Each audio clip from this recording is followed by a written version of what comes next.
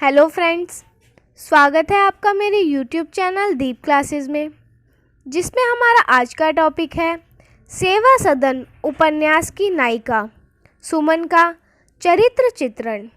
हमारा आज का टॉपिक स्टार्ट करने से पहले अगर आप हमारे चैनल पर नए हैं या आपने अभी तक हमारे चैनल को सब्सक्राइब नहीं किया है तो इसे सब्सक्राइब कर लें, जिससे हमारे आने वाले वीडियो के सभी नोटिफिकेशंस आप तक पहुंच सके।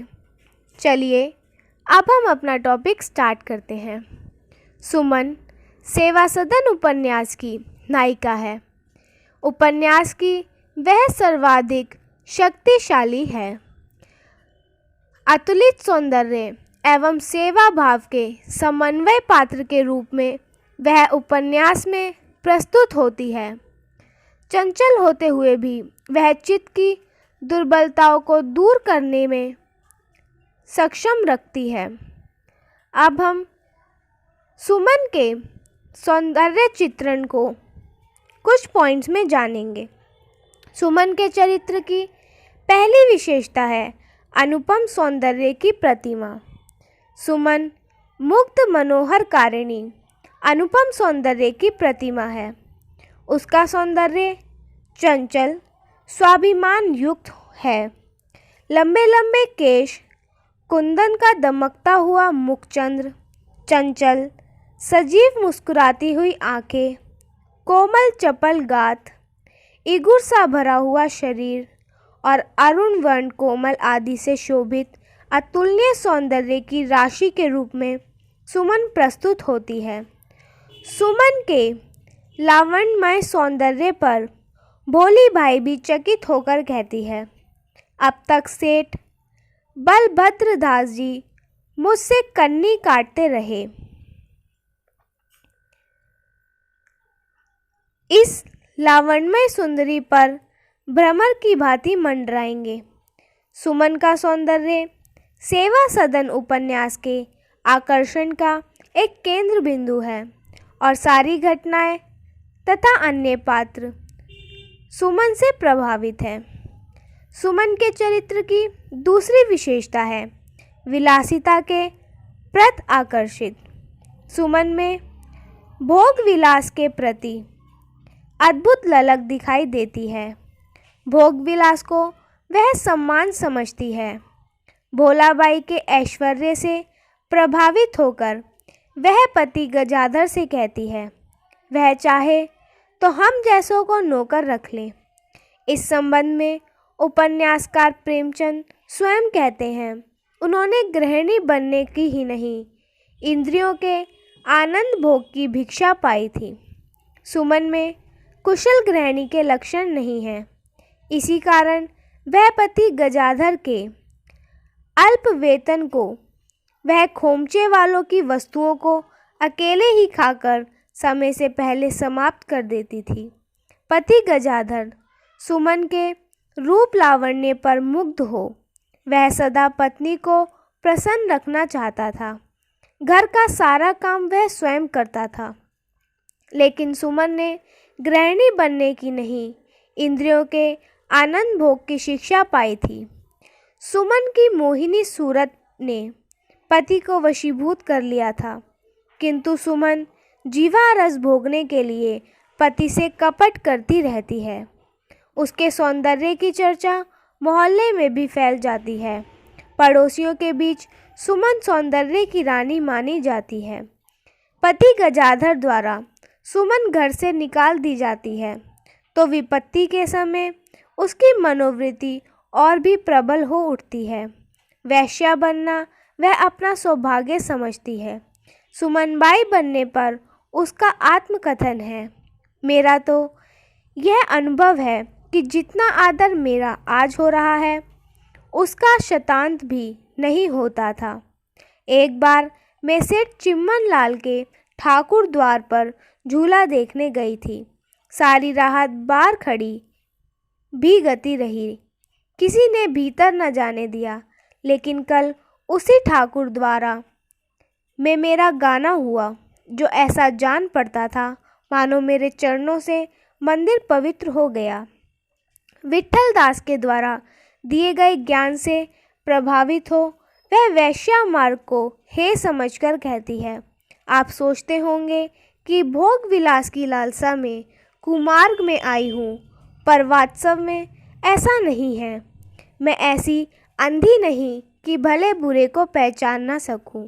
मैं जानती हूँ कि मैंने अत्यंत निकृष्ट काम किए हैं, लेकिन मैं विवश थी। इसके सिवा मेरे और कोई रास्ता ना था। सुमन का यह आत्मकथन नारी की दयनीय दशा का यथार्थ चित्रण प्रस्तुत करता है। प्रायः तत्कालीन समाज में अपनी रक्षा का अन्य मार्ग न देखकर इन विचारों को अंतर्द्वंद में स्त्रियां वैश्या बन जाने के लिए बाध्य हो जाया करती थी। गजाधर का यह कथन इसकी पुष्टि करता है। मेरी असज्जनता और निर्दयता, सुमन को चंचलता और विलास लालस ने मिलकर हम दोनों का सर्वनाश कर दिया।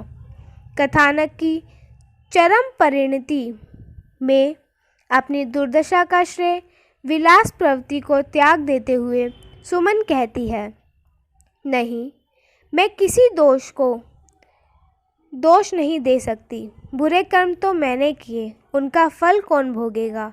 विलास लालसा ने मेरी यह दुर्गति की। मैं कैसी अंधी हो गई थी, केवल इंद्रियों के सुख भोग के लिए अपनी आत्मा का नाश कर बैठी।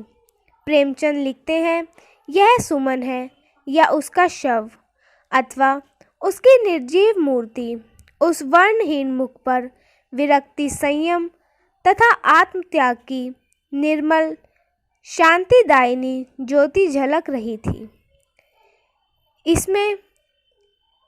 इसका तीसरा पॉइंट है रूप गर्विता।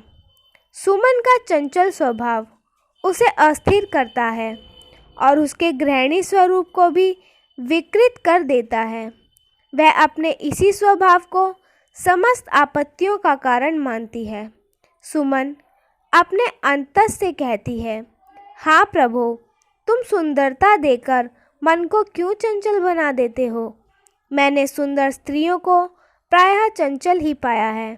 कदाचित ईश्वर इस युक्ति से हमारी आत्मा की परीक्षा करते हैं अथवा जीवन मार्ग में सुंदरता रूपी बाधा आग में डालकर उसे चमकाना चाहते हैं। पर हाँ, अज्ञानवश हमें कुछ नहीं सूझता। यह आग हमें जला डालती है, वह बाधा हमें विचलित कर देती है। इस प्रकार सुमन अपने आत्मकथन द्वारा व्यक्त कर देती है कि स्त्री का गौरव, सौंदर्य एवं महत्व स्थिरता में है। सुमन के चरित्र की चौथी विशेषता है सुशिक्षित एवं चतुर नारी। सुमन सुशिक्षित, विदुषी और चतुर नारी है। वह समय समय पर धार्मिक पुस्तकों, रामायण आदि का अध्ययन करती रहती है।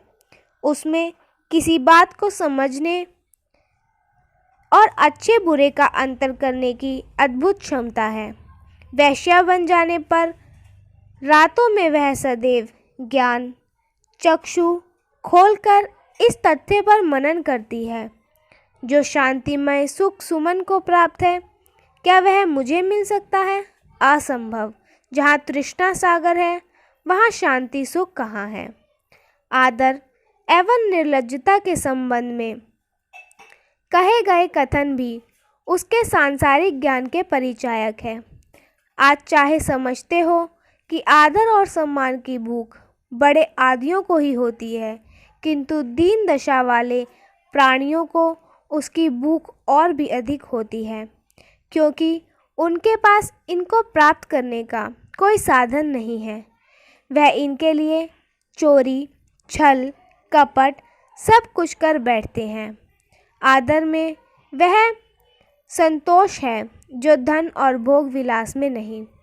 यहाँ आकर मुझे मालूम हो गया कि निर्लज्जता सब कष्टों से दुस्सह है और कष्टों से शरीर को कष्ट होता है। इस कष्ट से आत्मा का संहार हो जाता है। सुमन के प्रति विट्ठल दास का कथन है, सुमन, तुम वास्तव में विदुषी हो। सुमन के चरित्र की पांचवी विशेषता है संघर्षमय जीवन।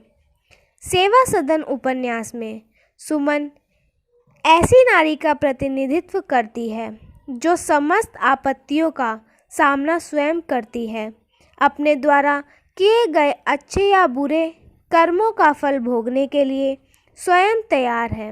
वह कहती है, मैं सहानुभूति की भूखी हूँ, वह मुझे मिल गई। अब मैं अपने जीवन का भार आप लोगों पर नहीं डालूंगी। आप केवल मेरे रहने का प्रबंध कर दें, जहाँ मैं विघ्न बाधा से बच सकूं। मैं परिश्रम करूंगी, अपनी निर्लज्जता का कर आपसे ना लूंगी। सुमन के चरित्र की छठी विशेषता है निर्लिप्त जीवन। सुमन सब कुछ क्रीड़ापूर्वक करती है और बड़े ही विनोदपूर्ण ढंग से परिस्थितियों के साथ स्वयं आनंदित रहती है। दाल मंडी छोड़ते समय वह अपने प्रेमियों को विदा करती है। उस समय प्रकृति हास्य से परिपूर्ण दृष्टिगोचर होती है। वह सिगरेट की एक डिबिया मंगवाती है और वार्निश का एक बोतल मंगाकर ताक पर रख देती है और एक कुर्सी का पाया तोड़कर कुर्सी छज्जे पर दीवार के सहारे रख देती है। 5 बजते बजते मुंशी अनुल वफा का आते हैं।